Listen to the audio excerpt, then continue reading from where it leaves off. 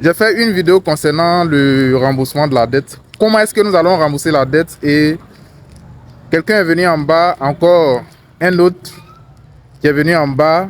Vous connaissez hein, ces gens-là, voilà. Vous savez, vous connaissez leur mentalité, comment ils sont actifs sur les réseaux sociaux en train de répondre à tout, même quand ils n'ont pas la réponse exacte, même quand ils n'y savent rien, ils ont la réponse à tout. Il est venu en bas, il m'a dit que ce ne sont pas les ponts à péage qui vont rembourser la dette et que ce sont nos entreprises, ce sont nos impôts, nos recettes fiscales qui vont permettre le remboursement de la dette.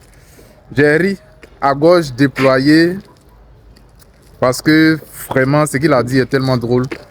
Est-ce que vous pensez réellement que nos recettes fiscales peuvent être assez consistantes pour rembourser la dette qui a été contractée? Laissez votre avis en commentaire. Les multinationales étrangères possèdent 80% de notre économie. Ces entreprises étrangères viennent pour faire du chiffre et rapatrier les fonds dans leur pays.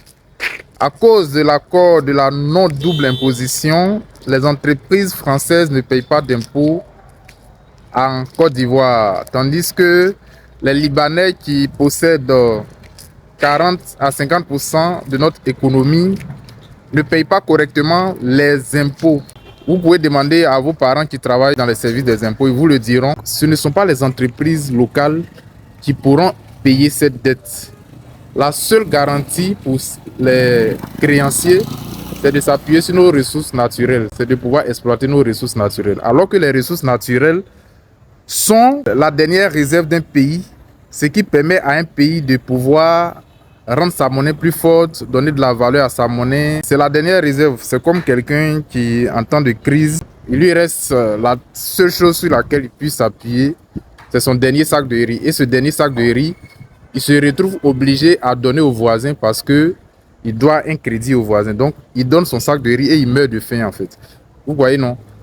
Voilà un peu où nous en sommes. Donc, la dette, quand on dit que la dette est grave, la dette c'est grave. La dette, c'est pas du jeu. Hein. C'est pas du jeu.